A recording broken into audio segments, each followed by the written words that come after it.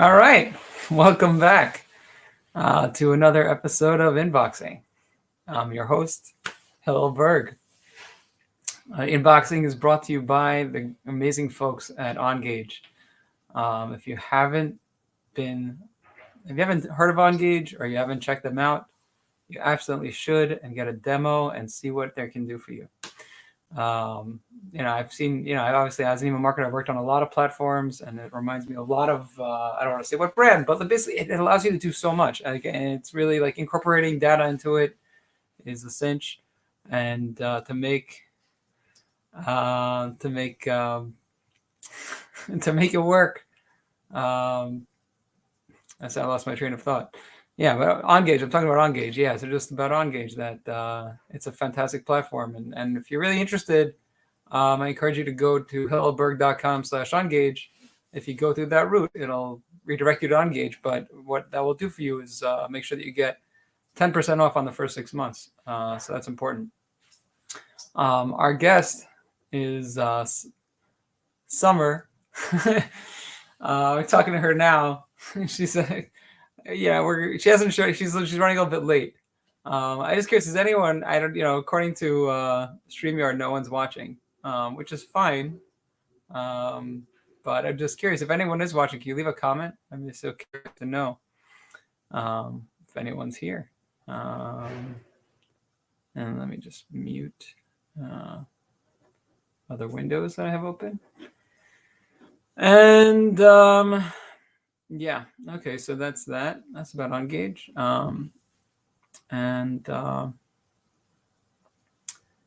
Yeah, in other news, if anyone is interested in sponsoring in Ongage, you could do that. There are opportunities to do that, and the way to find out more about that is by going to hillberg.com/sponsor. So there still actually are a lot of opportunities. So yeah, just check that out and let me know. And finally, we've launched Ongage. We've launched season 2. These are recordings. These are live recordings, and that's how we create the episodes. But really, the magic happens after the recording, where it goes to the editing floor. And Daniel, my amazing producer, he has the music and really comes alive and turns it into a podcast. It makes it for a much more enjoyable listen. So I encourage everyone to go check out the podcast, because it's now out on all platforms. Episode 1 with Ben Malky is live and published and available wherever you get your podcast platforms, wherever you get your podcasts. Just look for Inboxing and take a listen. It's a great start. So Samar's a real person in a real world, like I am. So my wife actually helped me get the kids out this morning. Usually I do it. Usually she can't. She's a physical therapist, actually. So she has appointments usually at 8 o'clock, but this morning she's starting at 9. But that gave me an opportunity to set up and go into this with my head on straight. But Samar also had to get her kids out, and she informed me that she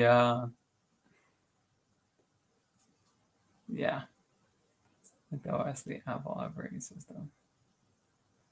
Oh, OS. Oh, interesting. All right. Okay, so she says her name is Samar Owais.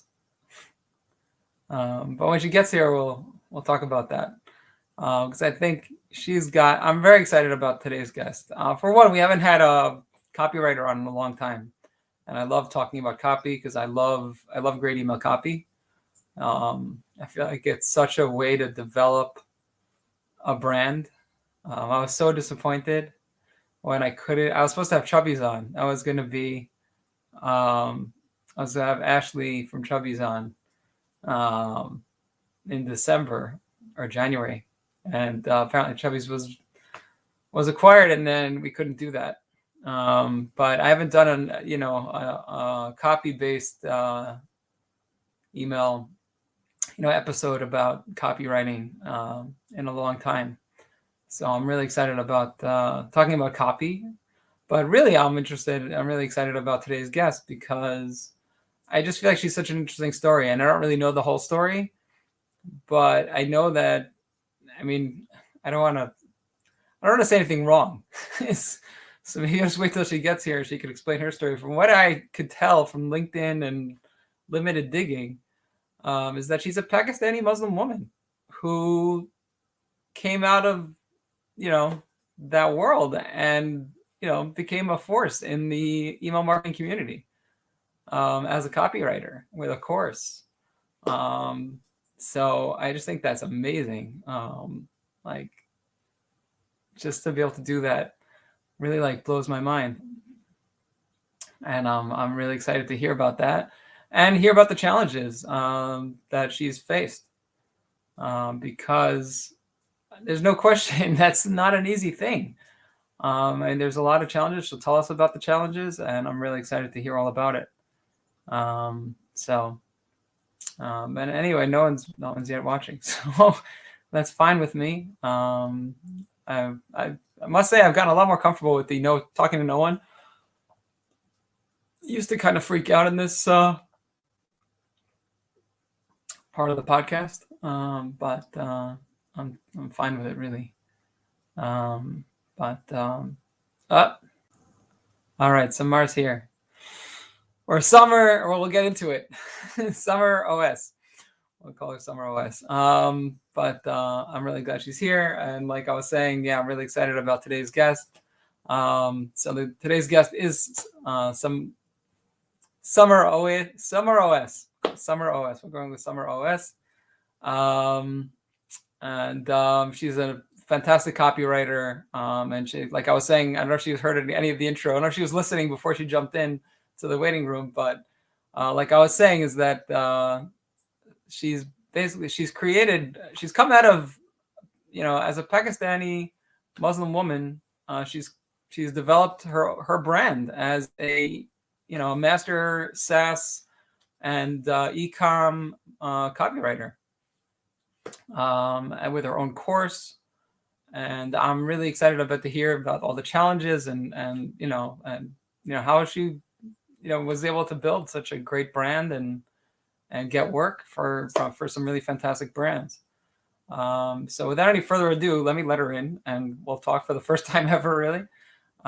So welcome to Inboxing. Welcome to Inboxing, Samar Owais. Hey, Lynn. Thank you. How are you doing? I'm great. Yeah, thank God. Thank you so much for joining me this morning. I really, really appreciate it. Absolutely. Just apologies for being a few minutes late. Kids' school, you get a random call and you have to rush. Yeah, no, for sure. I mean, I was saying before you showed up, I was just saying that, like, I normally get my kids out in the morning. My wife is a physical therapist, and she usually starts at 8:00. It's now 9:00 local time. And but this morning she was starting at 9, so I said, I have a podcast at 9. Like, it'd be really helpful if you got out, so I was able to go break. Yeah. And then she got the kids out, and then I was up to breakfast and come up and set up and everything, calmly. But then it was funny just to hear you're running late. You had to go to school, drop off the kids. So like we're all, trying to, Seriously. work, balance I've learned kids and to family and everything. Exactly. I've learned to be unapologetic about it. Like, it's life. It's going to happen. And also, nobody bats an eye when it's a man doing all this stuff, right? And when all of a sudden it's a woman, then everybody has a problem. Like, let's not forget that we're running full-time businesses, we are full-time parents, and often we are the primary caregivers. So we've got like multiple full-time jobs that we're doing. That's another thing that we're like not acing all of those full-time jobs. Like, we're probably doing shoddy jobs at it, but we're doing it. The bare minimum we're doing. For sure. And it's a huge part of what, it's at least, it's funny how much like we don't, show that professional, like this is.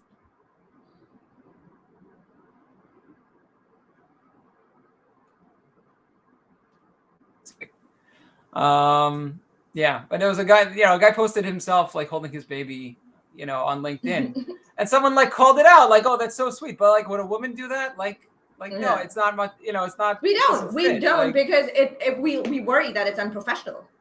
Right, it's not professional, and like for a guy, it's like, "Oh, it's so sweet." There's a guy taking care of his baby. Or what's like what? Like that's the natural thing. So it's like, it's like man bites, dog bites man. It's not interesting. Yeah. A guy's holding a baby. That's so sweet. That's so nice that he's sharing that on LinkedIn. Like, so it was a little bit the how unfair that was, that guys can do that. But I guess we don't want LinkedIn to turn into this whole like baby fest. Yeah. Although I bet we both probably get good ideas like bouncing babies to sleep and stuff like that. But, Yes, my best ideas come when I'm up in the middle of the night checking up on my kids. For sure. Yeah, I had a rough night last night. But let's jump into the material. All right, so just tell us, obviously you're wearing a hijab, and you're proud of it, and it's it's part of who you are. So yeah, I'd love to hear a little bit more about your background, and so just go ahead. Yeah, absolutely. So I was born, educated, brought up in Pakistan, and in 2007 I graduated, got married, and moved to the UAE, all within 10 days of these things happening, right? And so I spent like 10 wonderful years in the UAE, came back 3 to 4 years ago, took my business full time, and I am now an email conversion strategist for Saas and e-commerce brands. And I have worked with companies like HubSpot, Drip, Pinterest, and numerous e-commerce brands.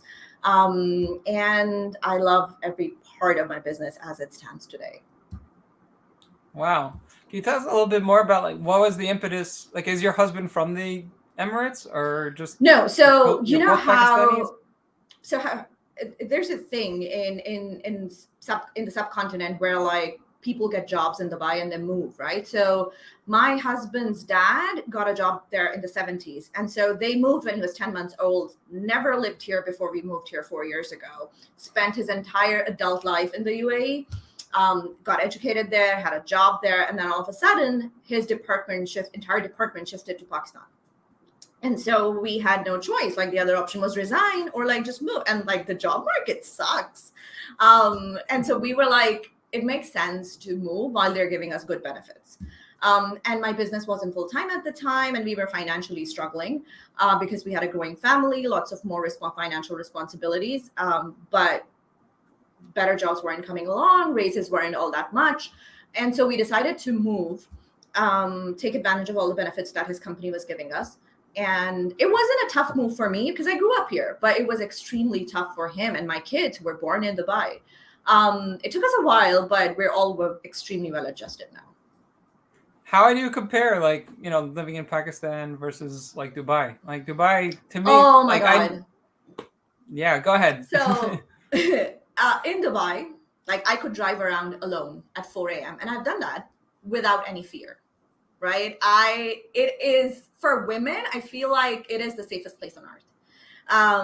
It is like my 10 years were extremely worry-free. When I moved back to Pakistan, even though I grew up here, one of the hardest things for me to adjust to was the lack of feeling safe, right? I was constantly on my guard. I had 2 girls with me.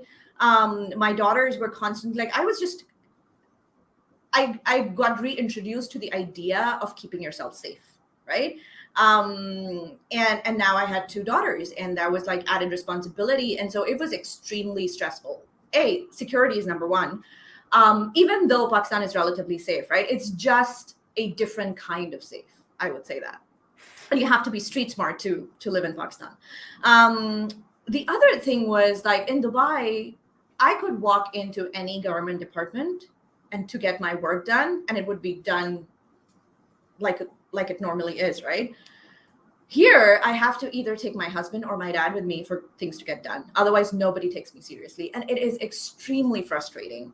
And of course, when you grow up in a system patriarchal society like this, women learn to adapt and deal with these things. I had forgotten in those 10 years. So now that is like still a struggle for me, because instead of like adapting and learning, like I've tasted the good life.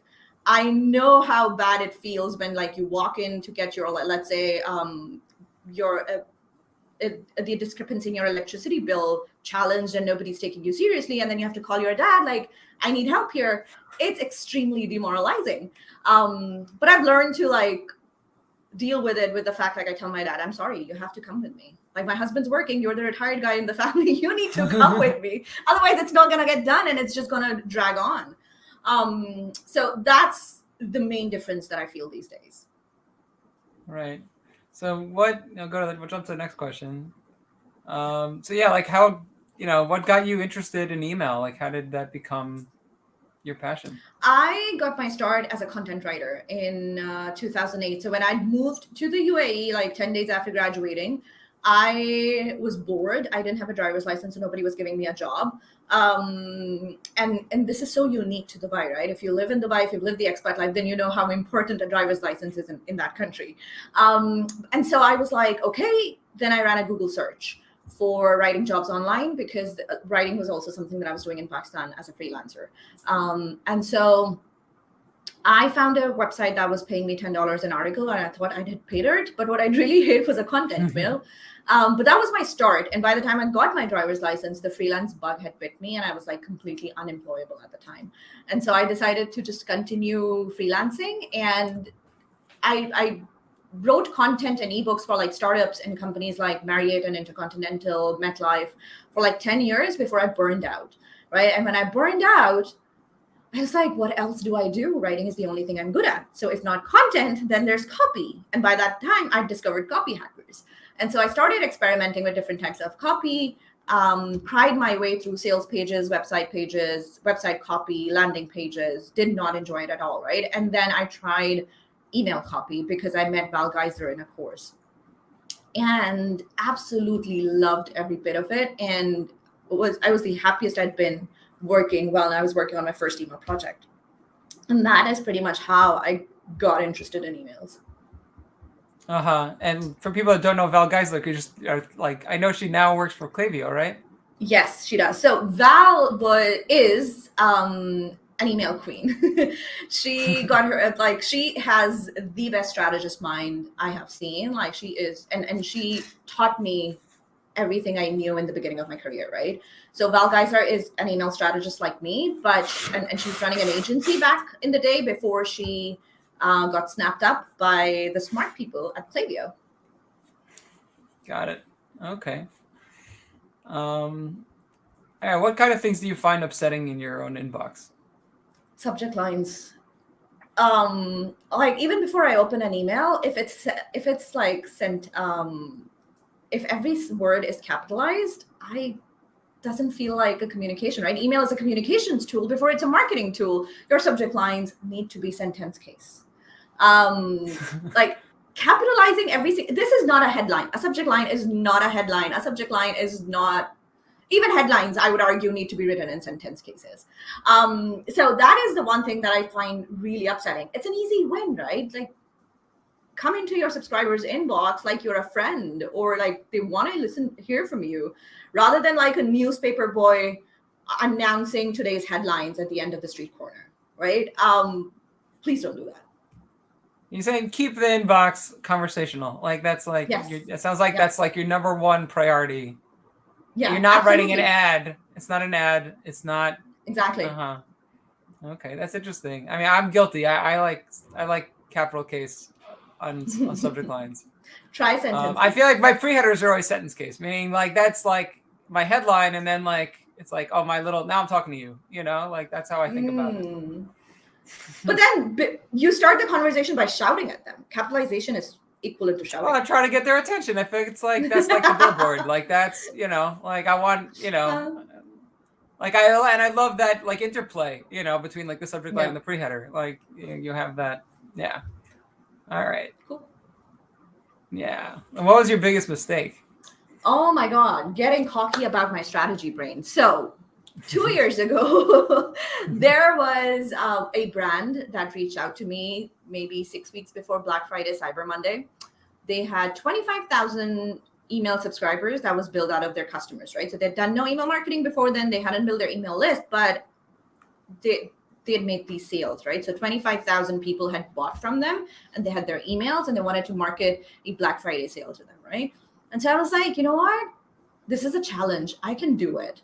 And so I sat down, I created a strategy for them. And we did the whole gamut. Like we warmed up their emails, we created a wait list, and eventually we did the Black Friday, Cyber Monday promotion. It did not work.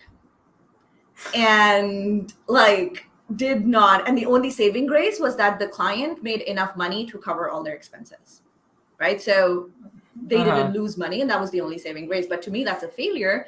And since then, I've been very conscientious about the fact that A, I set expectations when a brand like this reaches out to me. B, I don't take those projects, because then that's a teaching moment, because I tell them, listen, you need to realize that because you haven't emailed your list in so long, they're not used to listing for you. Your list is going to suffer. It's probably going to be marked as spam, all of the above. And so, yeah, this is the wrong time to run a promotional campaign. You need to create an email plan, and nobody wants to hear that. And so they go with the Hail Mary plan, right? And I to this day, I still say, if I had presented it as the Hail Mary plan to them, like, we can do it, but don't expect any big results. You set the expectations low. Yes, it would have been fine. And to be honest, that client was very, very gracious. When we did the review of how the promotion did, everybody realized why it bombed, right? But again, hindsight is 20/20, or is it 50/50? I don't know.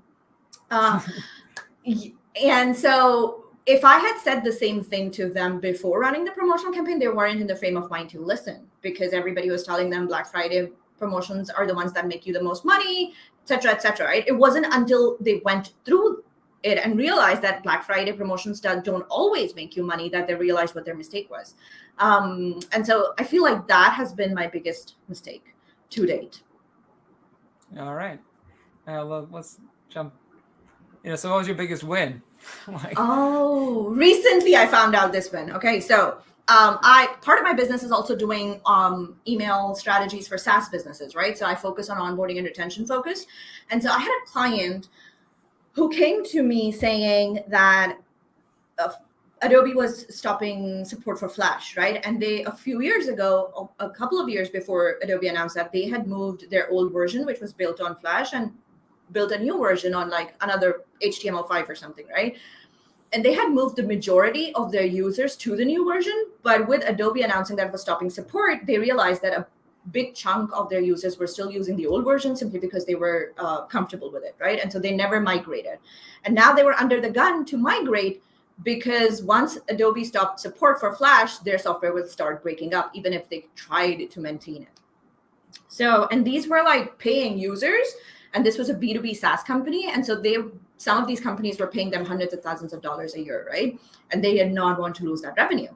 And so they came to me, we created a strategy, we implemented it, and I do a follow-up 3 months after an email campaign goes live, right? So when I reached out to them 3 months after, they gave me like the before and after data. So they said 3 months before your emails went live, 66,000 projects were made on the old version, right? This is a project management software. 3 months after, when I did a follow-up, that number had gone down to 26,000. So I was very happy with those numbers. And then I contracted a case study buddy, Joel Kletke's company, to create a case study out of it. Nice. When his team sent me the transcript of the interview that they did with my client, turned out they got 100% conversion rate. They did not lose a single client. Everybody migrated over. And I was flabbergasted with that win, because for the longest time I've been saying there's no such thing as 100% conversion rate. Like 80%, at least 80% of your users are not going to do what you want them to do, and all of that. And now I have to eat my own words, because somehow I've managed to get my client 100% conversion rate. And so that has been my biggest win. That's amazing. Can you tell us a little bit about the strategy, like that? That was so absolutely. So we're doing a case study that's going to come out, of course, and I'll share it with you when it does. But basically, it was because we were short on time. I couldn't do the voice of customer research to find out. I couldn't go the usual route, right? Survey their users, interview them, talk to them to find out what was holding them back. There was just no time. And so I kind of growth hacked it a little bit, where the first email I sent out to their users was like, what's stopping you from moving over to the new version, right? Small, quick, friendly email from a person in the company, text-based email that's asking them that simple question, right? And to that email, they got 500 responses. And kudos to their customer service team that replied to almost every single reply that came, because that's a company that really believes in taking care of their users. And from there, we realized that the problem was that they were like, whatever concerns they had were things that the new version was dealing with, right? And so these users just didn't realize that their life was going to get easy once they migrated. So we then decided on what the best way was to get the message across to the masses, right? And the answer was a webinar, because this is also a company that is known for doing its training webinars for its users. So we were like, let's do what we know best. We scheduled a webinar, sent out a webinar invite emails, and we were like very, very heavy on the benefits and the pain that they will feel once the Flash version stops working, right? And so once the webinar was held, their common misconceptions and the common questions that were cropping up were answered. And then it was one-on-one, right? So towards the end of the sequence, we went a little forceful. Hey, this is happening. It's out of our hands. You need to move. And so reading the transcript, my client is telling the case study buddy interviewer that at the end of it, our customers were telling us, we know it's coming. We will move. Don't worry. It's on us. And so the conversation just completely flipped, right? From users being upset at like having their work disrupted, they were aware that a change was coming that was out of the control of like my clients, and that they did have to move. And so they were mentally prepared for it. Amazing. All right. Thank you for that. We're going to shift a little bit. But obviously we just, we talked a little bit about how you're a Muslim woman, and you're operating in a mostly in the States, right? With not that crowd. So how does that, have you ever feel like discrimination or just like, people feeling uncomfortable working with you? I think it would be irresponsible of me to say that I haven't been discriminated against, because like, let's face it, I am brown, I am Pakistani, I am a hijabi. It goes with the territory, right? I don't want to pinpoint a certain incident or incidents, but I will say that it does happen, but I've learned to ignore it and move past it. So my capacity to ignore bias and discrimination is one of my superpowers, right? I will ignore the raised eyebrow. I will ignore the offhand comment. I will ignore somebody making the conversation awkward, right? I've gotten really, really good at just bulldozing my way through communicating what I want to communicate. And if the vibe is wrong, then getting the hell out of there. And so, yes, definitely. There are times when somebody will get on a call with me and say, oh, you're wearing that thing on your head. There has been times when somebody has said, but how is your English so good? Right? There have been times when somebody has asked me, do you wear the hijab to the bathroom? And people don't seem to realize how inappropriate these questions are, right? And I used to laugh it off when I was, growing my business because I was afraid of rocking the boat. But now I kind of call it out, and I'm okay with that. And people are also surprisingly okay with that, because what I'm realizing is that they don't really realize how offensive it is, right? So the person who said, how is your English so good? My general response is usually to explain, hey, Pakistan has a great education system. Their private education is really good. I went to a private school, yada, yada, yada. But the truth is I just went to a school. English is like the thing, and every school teaches English. I didn't know that. Honestly, I didn't know that. I mean, like it's funny. I didn't till like I started growing my own business, and especially using, people on Fiverr. Like through Fiverr, I've worked with more Pakistanis than I've ever had in my life. And, and the surprise is like that they know English. They're very capable. So my standard answer now, like all these things. Like I think every American thinks of Pakistan as like a nuclear country that's sort of like rogue, and we don't know too much about it. Like that's I think where people are coming from. Like they don't actually know any Pakistani actors or like, so it's such a it's such a unknown. So it's like, oh, Pakistan speaks English. Oh, Pakistan is like normal and they get normal education. Like we have radio shows hosted in English. Both languages go side by side. Yes, education is a problem here, especially girl education, which is also something that I'm super passionate about, and causes that I support. But for people who do go to school, for people who can afford like a decent education, English is, they learn to speak, read, and write English at the same time as Urdu, our mother tongue. So yes, English may not be my mother tongue, but it is my first language. That's interesting. But the house you grew up in spoke Urdu or English? No, Urdu. So my sisters and I, when we started going to school, We started speaking English to each other as we learned. But to our parents, to the elders in the family, we always speak Urdu. But on the street in Pakistan, among the younger people, younger generation, like, yes, younger is generation, English is okay. If you go to a restaurant, if you go to a cafe, you'll hear people speak English. If you go That's to a interesting. bazaar, you'll hear people speak Urdu. Very interesting. All right, cool. I'm learning. All right. You didn't really. It sounds to me like you didn't really grow your business from Pakistan. Like you're really mostly in Yes. the UAE. So when I was in the UAE, I was freelancing part-time, right? I had no family support,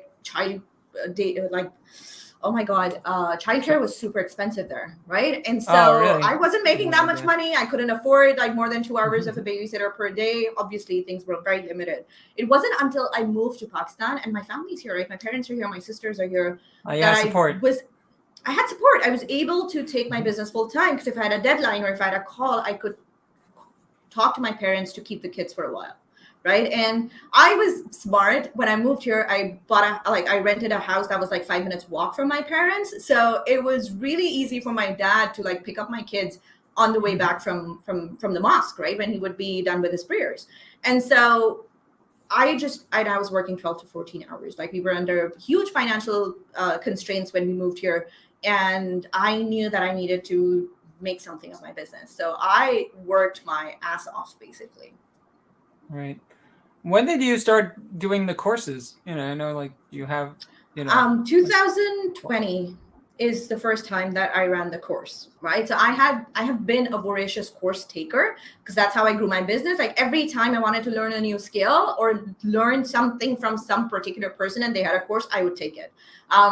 For years, my sister would loan me money so that I could take the course and I would tell her like, listen, I will pay you back, but you need to make sure that the money you're giving me, you're okay with waiting like at least 12 months because courses don't make you immediate money, right? It is going to be at least 6 to 8 months before like I fully learn how to implement whatever I'm learning, grow my business with it, et cetera, right?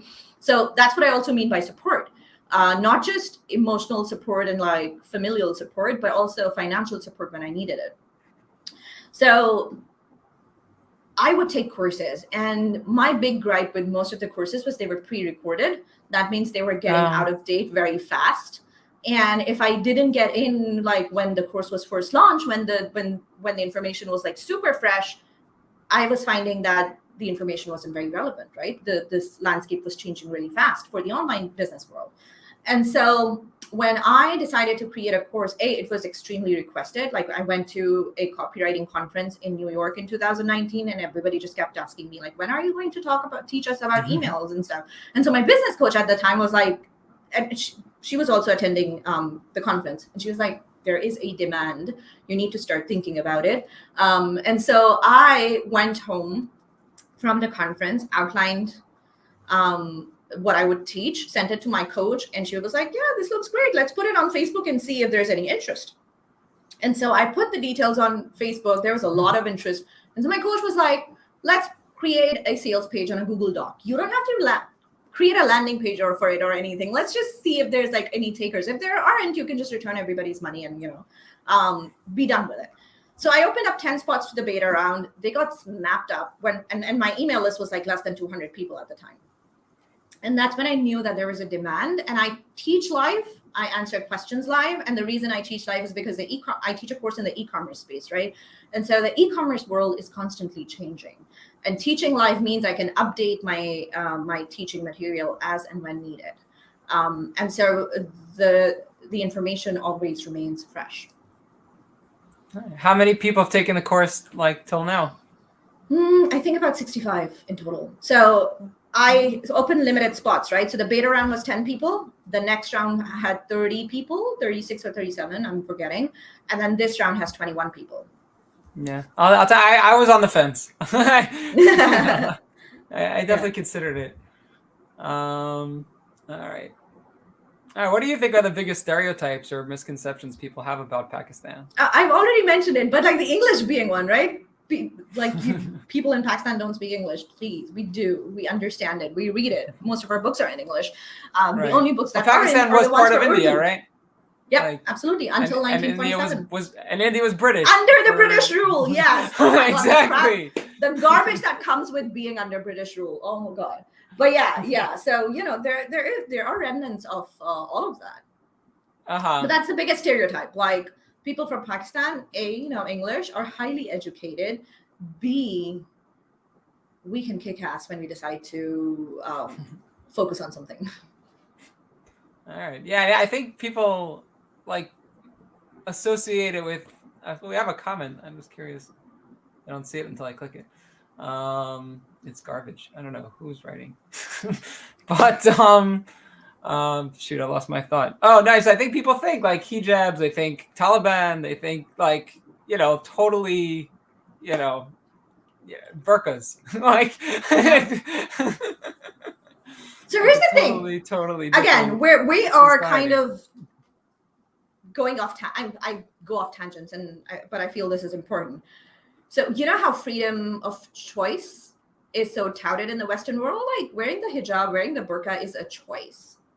Yes, of course, there is that faction where women are forced to do it. That is wrong. But there are a vast majority of Muslim women who chose to cover up, who choose the burqa life, or who choose to put on their hijab. And A, that's our choice. B, for whatever reason we're choosing. It's none of your business. Right? And so the easiest way, I used to struggle to explain the concept of hijab to people in the West, right? And until I found an analogy that they really understand. And I always tell them, just as millions of women world over will not think about stepping out of their house without wearing a bra, I will not think about stepping out of the house without a hijab. And it's as simple and as complex as that. Yeah, fair. I mean, yeah, fair. It's Hebrew. Nice. That's very, it's a clean, nice, way to. And then every woman's like, oh, okay. You're right. Women like, immediately understand that analogy. Oh, okay. Yeah, of course. Okay, great. Yeah, but it's it. I mean, say, could a woman go in the street? Are there women in the street without a hijab on in Pakistan? Majority of them. Majority of them. Oh, yes. Okay. All right, that's all right. So it's not at all like Saudi Arabia, like this. You need to come on a vacation to Pakistan. Yeah, I didn't even know it was an option. Misconceptions out of your head. Like, yeah, I don't know if I can honestly. I don't know if I have an Israeli That's passport. true. I don't know. That was my next thought. I was like, I don't think you can. I don't know. Look, everyone's jumping in. We have, we now we're going to Dubai, we're going to Bahrain, we're going to, all these places. That is true. So I feel like Pakistan might not be so far behind. Like they might want to get on the bandwagon. Because I mean, Israelis are loving, like it's ridiculous. Honestly, it's like it's a whole messianic. New world has opened up for you. It's messianic, like these enemy countries that we couldn't go to, or closed, and you can get shot if you go there, or whatever. And now it's Israelis are flocking there, shopping, doing business. Like it's unbelievable. Here's the thing: Israelis were like still coming to places like Dubai, especially those that had dual. For sure. I mean, I have dual citizenship. Right? Also, I could come to Pakistan as an American. I think as an American, right? Like Americans go to Pakistan. I think so. I have no idea about this. You need to get your sources. I don't know. What is there? Are there places to vacation in Pakistan? Yeah, absolutely. The northern areas are beautiful. I'd say they challenge Switzerland. Oh, really? Yep. You need to Google northern areas of Pakistan. Yeah. Or is that the Himalayas? Spots. Is that like near? I have to look at a map, but yeah, not just the Himalayas, but also like we have meadows here, we have rivers here. Oh, really? It's gorgeous. It's gorgeous. All right. I'll talk to my wife. Well, next vacation. For sure. Okay. All right. So, this is actually like, what were the keys to your, I don't want to rephrase this question a little bit because I think from Pakistan doesn't really matter so much anymore, but really how did you grow yourself? Like, how did you get, how did you get great work from like such big companies and stuff like that? By doing the work, to be honest. Like, so when I say I was working 12 to 14 hours when I was in growth mode, it's not a joke. I'm not lying. I was literally like, would get up to give my kids food, would get up to send them and pick them up from school, would get up to go to bed, and then I would come back and park myself in my chair, right? And so I don't know about influence, but my brand definitely. The more I speak, the more I show up online. My brand, Gross. it's part of me, right? It grows, and the newsletter also played a huge role.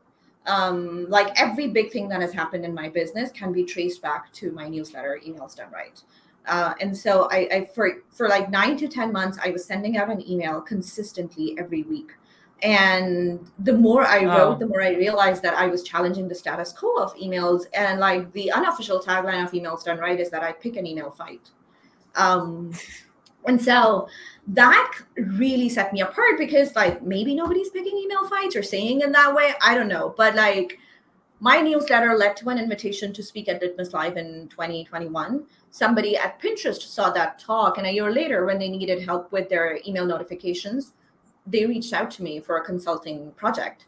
And amazing. So it's I play the long game, basically, where my brand is concerned, right? I don't go with short-term tactics to get clients. Okay. And You're not like cold emailing. You're not doing any of that stuff. No. So yeah, go ahead. Starting a newsletter, that was actually one of your biggest growth. Yeah. That was it. That was the name long of your name. newsletter? Emails Done Right. So just go to emailsdoneright.com. Okay. I'm not sure I'm on it, honestly. But I first discovered you, I think Sending Blue had you on a list, right? That yes. top. That was how I first discovered you. Yeah. Cool. But yeah, obviously you stand out. I was like, oh wow, cool. Yeah, I could forget people's name and faces because I'm really bad at them, but folks don't forget my hijab. So even if they don't know what my name is, they will remember that girl in the headscarf. Right, for sure. All right, moving on. All right, so where do you get ideas? Like copy ideas and everywhere. So especially my inbox, all my copy ideas, because I specialize in email, come from my inbox, and not just from what brands are doing right, but also what brands are doing wrong, right? So I learn as much from people who are doing things wrong as I do from people who are doing things right in email. And the reason I learn more from people who are doing it wrong is because when I start thinking about it, I'm like, okay, so this feels wrong, but why does it feel wrong, right? What about it bugs me? And so there's an analysis that goes in that helps me understand why something isn't working. So it's not just my opinion. It's also like this entire thought process and research behind it. And the way I see it is like pulling a thread, right? When you start, research is like pulling a thread. When you start noticing stuff, you follow the path wherever it takes you. And so that's pretty much how I get my copy ideas. Do you subscribe to like something? 1 million? Yes. Oh, I have a separate inbox.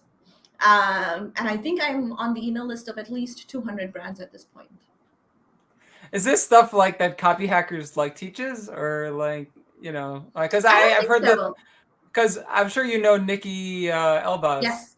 Yeah, she says the exact same thing. Like she subscribes to 1 million emails, and she spends a lot of time every day just reading emails. So here's the thing: the one thing you want to be known for, the one thing you are specializing in, the only way you are going to become an expert in it is you keep studying, right? At no point in my career will I think, okay, I know everything there is to know about this industry and my work, and like I don't need to learn anymore. That's just not possible, right? And so the Email Geeks community is amazing. Everybody's coming up with these great ideas all the time, and they're sharing openly. It's like open university, to be honest. And I keep reading, and I keep like saving these ideas that I think are great in my back pocket to use in my own work. And so, yeah, Copy Hackers teaches us to be thinkers. I will say that. It teaches you to be a strategist. But the only way you can succeed after taking a Copy Hackers course is if you implement, right? And that's true for any course. That's true for any training that you take. All right, really interesting. I had a follow-up, but I just lost it. Yeah, Copy Hackers, never stop studying. Oh no, just that the way, one of my previous guests was Megan Bashian, and at the end, after we were off the call, we have this little chat, and I said, like, you have any ideas who should I have next? And she said, Samar. Is it Samar or Summer? You like say Summer, but like I feel like no one calls you Summer in Pakistan for sure. So locally, is it Samar or is it? No, it's summer, like the season. Everybody in Pakistan, everybody calls me Summer because it's a common name here. Oh, really? Yeah. That's so interesting because I feel like that sounds so American to me. I mean, like in Israel, like no one's named Summer. You know what I mean? Like the way people pronounce words, it's like it doesn't. It'd Yeah. be So the meaning of my name in Urdu is like a bunch of fruits, right? So a bunch of okay. sweet fruits, whatever, right? In Arabic, it means long, deep conversations late into the night, Ah, right? interesting. Okay, So there it's are a very different different name. meanings. Yeah, Right, so in an yeah. So Arabic name, it's Samar. In saying in Urdu, it's summer. no, it's pronounced the same in Urdu and Arabic. Ah, It okay, just means different things. okay. But in Pakistan, people call you Samar, or they call you Summer. Summer. Summer. Yeah, it's an Okay. Urdu word. It just sounds something No, like but say because in the Hebrew we season. have what they call milra and mil el. You know what I mean? Where the emphasis of the word is on the first part of the word or the second part of the word. So Oh, that's interesting. That doesn't happen in Urdu. Oh, interesting. Okay, yeah, that's why I was saying. A name like Samar, like you hear like the Saas, like Mar is the emphasis, so it's like Samar. Not like summer. Anyway, we're getting way off track, but it's fine. Anyway, let's keep going. Okay, so who are your favorite brands? Who do you love reading? That's a loaded question. I'm gonna say I love reading every single brand that lands in my inbox. And the reason being is because every email is teaching me something. But there is a New York-based hijab brand. They were also a client of mine. Hot Hijab, love their emails. Cool. Absolutely love it. Every single social aspect they take a stance on is done in just the right way, right? If a company or if a brand needs to learn how to do email right, they need to study Hot Hijab. They are a business brand that email I opened. Bloom is a skincare brand whose emails I am absolutely loving these days. There are also a bunch more, but these two are the first ones that are coming to mind right now. Okay. All right, this is sort of similar, and we could skip it if you feel like you need to. But what brands do you feel like are doing like the best copy? Yep, same. Hot Hijab Same. and Bloom at this point. Yeah. Bloom. They're amazing. All right, awesome. All right, and do you use templates or frameworks? I mean, it's interesting. Yesterday, I assume you know who Liz Willits is. Yep. Yeah. So yesterday she posted after I wrote this question. She posted like a template. How to write. I think it was for email. Okay, I will have to look it up. No, I but don't. yeah, So I'm just wondering if you use like a system or like a framework. No, I have a basic wireframe that I start that acts as a starting point for all my emails, like the header, subhead, CTA, email copy, products, whichever I want to highlight. That's literally it. And then I take it from there. Because I'm an email strategist and copywriter, I don't touch the design aspect of it. So my templates are always like, yes, an email needs to have a header. It needs to have a subhead. It needs to have like 2 to 3 lines of right. email No, but that's I mean and more then that's like up the to the hook designer. and then the No. So convincing maybe I've and been doing it for so long, like I no longer think of in terms of like frameworks. Right? It's and in your if you were head. to ask me to name the frameworks, apart from PAS, I wouldn't be able to come up with any other ones. But if I were to really think hard, I think PAS is the one that I use the most. Right? Problem. What is PAS? Solution. So you state the problem, you agitate the problem, then you offer the solution. Okay. Right? That is the one that I use the most.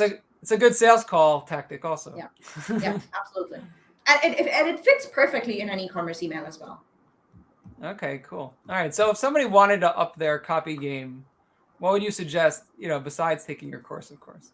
I'll tell you this. I never suggest taking my course because when I was growing my business, my course wasn't there. I learned everything that I learned by doing the work. I did everything so I managed to grow my business on my own, right? And so it'll just take you longer, but if you don't take my course, you can still get there, right? All my course does is shorten your learning curve. So if you want to up your copy game, start studying emails by other brands, right? Start paying attention to what catches your eye as a consumer. Look at the brands that you're buying from. Yes, we're marketers, but we're also human beings who shop online. Right? Pay attention to your own shopping habits. See what's working, what's not working, what really turns you off. Then ask yourself, why is it turning me off and how can I make it better? That's how you get good at the copy game. All right. Awesome. All right. Who are your favorite copywriters to follow on LinkedIn or I don't know, other Yeah, so platforms? I'm a Twitter person. I am a Twitter person. And I would say for copywriters, gosh, there are so many. But Amy Posner, Joanna Weeb, Prerna Malik, Iman Zabi, Iman Ismail, um, they're one of my favorites. Amy Okay. Williamson is a powerhouse of a copywriter for e-commerce brands. Liana Patch is another. Justin Blackman, Joel Kletke back in the day when he was doing copywriting. Josh Sway is another. I think I'm giving you like 7 to 8 names at this point. But yeah, these are the people I love following on Twitter. Okay. That's awesome. All right. So do you have any like favorite like tools or books? I don't, except for my inbox. I don't. I literally live in my inbox. That is my inspiration, everything. And I had my first kid and she's going to turn 12 right now. I haven't finished a business book in 12 years. Like I will start it, but I'm a mom and I will lose interest. And so the list of books that I've started that I did not finish is probably in the hundreds. Okay, But yeah, making me feel better about my own reading habits. I'm one of those people who does not read books as such, but I read everything I can online. So if I'm sitting on a computer and working, there's probably a long form article that's open.